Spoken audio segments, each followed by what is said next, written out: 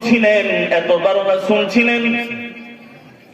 জগতের মধ্যে যত আম্বিয়া কেরামগণ দুনিয়ার মধ্যে নবী হিসাবে রাসূল হিসাবে আল্লাহ তাআলা প্রেরণ করেছেন, এর মধ্য থেকে সবচেয়ে সুন্দর, সবচেয়ে দেখতে সবচেয়ে সুন্দর যেই রাসূল ছিলেন তিনি হচ্ছেন আমাদের রাসূল।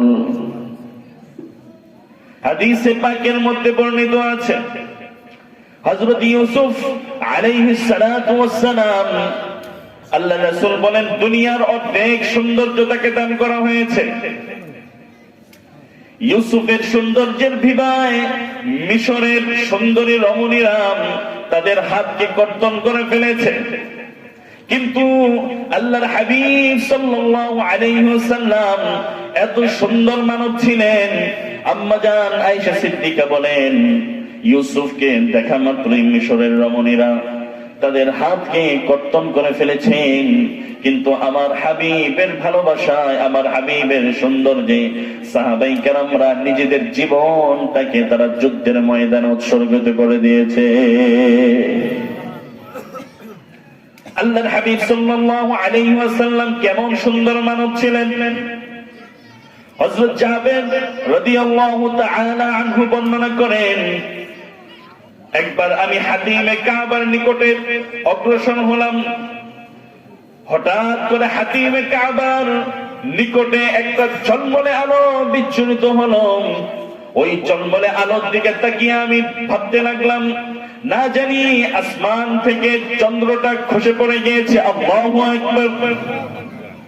আমার মনের মধ্যে ধারণা ছিল চন্দ্রটা হয়তো বা কাবা শরীফের মাতাফে চত্বরের মধ্যে খসে পড়ে গিয়েছে। গুটি গুটি পায়ে আমি অগ্রসর হলাম, মনে মনে ভাবতে লাগলাম আল্লাহ তাআলা হয়তো বা চন্দ্রটাকে খসে আসমান থেকে খসে কাবার অদূরের মধ্যে আল্লাহ তাআলা চন্দ্রটাকে ফেলে দিয়েছেন। কিন্তু না না, আমি সামনে অগ্রসর হলাম, গিয়ে দেখলাম এটা যেমন তেমন ব্যক্তি নয়, এটা হচ্ছে আমার আপনার সকলের পয়গম্বর মুহাম্মদুর রাসূলুল্লাহ সাল্লাল্লাহু আলাইহি ওয়াসাল্লামের চেহারা মোবারকের জলসানি। আল্লাহু আকবার। সামনে গিয়ে দেখলাম আমাদের পয়গম্বর তিনি বসে আছেন।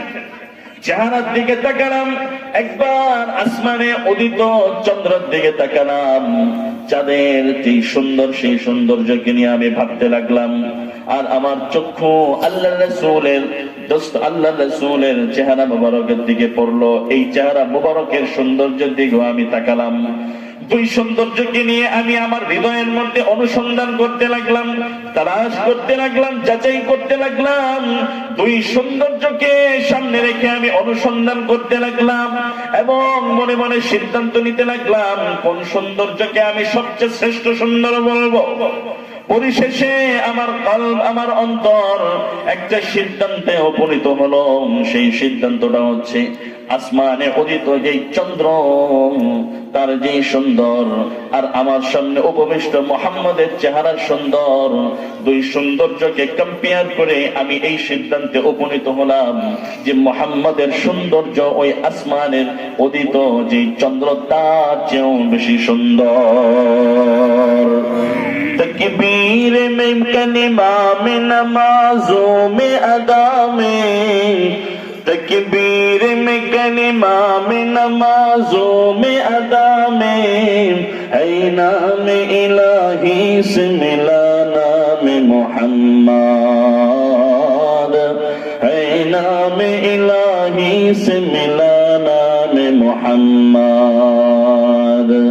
फरमाते हैं आदब का मुझे खुल्द तरी में, फरमाते हैं आदब का मुझे खुल्द तरी में, लिखा हुआ तौबा में मिला नाम मुहम्मद,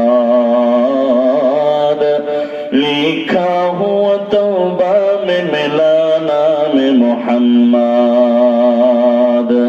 ऐ मीम में महबूब ये मुतलक का इशारा, ميم محبوبي مطلق إشارة फिर क्यों न हो महबूब खुदा नाम मोहम्मद फिर क्यों न हो महबूब खुदा नाम मोहम्मद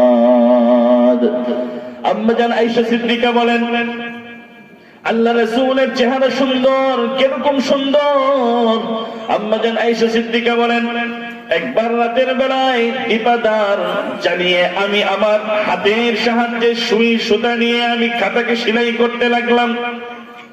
হঠাৎ করে দীপাদারের যে আলো, আগে তো টিউব লাইটের ব্যবস্থা ছিল না, এরকম ভাবে বাতির ব্যবস্থা ছিল না, কুপির ব্যবস্থা ছিল, কেরোসিনের সাহায্যে, তেলের সাহায্যে এরকম ভাবে কুপিকে জ্বালানো হতো। হঠাৎ করে কুপির আলোটা নির্বাপিত হয়ে যায়, বন্ধ হয়ে যায়, আর তার হাত থেকে যে সুইটা আছে সেই সুইটা তার ঘরের মধ্যে পড়ে যায়। আম্মা জান আয়েশা সিদ্দিকা ছোট বাচ্চা ছিলেন, কেঁদে দিলেন। হঠাৎ করে আল্লাহর হাবিব এই অন্ধকার ঘরের মধ্যে তিনি হঠাৎ করে উপস্থিত হয়ে গেলেন।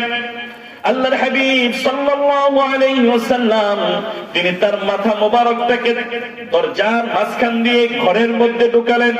হঠাৎ করে তিনি দেখতে পেলেন, আম্মা জান আয়েশা সিদ্দিকা রাদিয়াল্লাহু তাআলা আনহা নিজেই বর্ণনা করেন, রাসূলের চেহারা মোবারকের সুন্দর, এত সুন্দর, তার সৌন্দর্যের আলোয় অন্ধকার ঘর মুহূর্তের মধ্যে আলোকিত হয়ে যায়। আল্লাহু আকবার। আলোকিত হয়ে যাওয়ার পর যেই সুই আমি অন্ধকারের মধ্যে খুঁজে পাই নাই, আল্লাহর রাসূলের চেহারা মোবারকের আলোক বিবায় ওই সুইকে আমি মুহূর্তের মধ্যে আমি খুঁজে পেলাম। এটা একমাত্র রাসূলের সৌন্দর্যের বিবায়, রাসূলের চেহারা মোবারকের সৌন্দর্যের কারণে আমি সেই সুই পেয়ে গিয়েছি।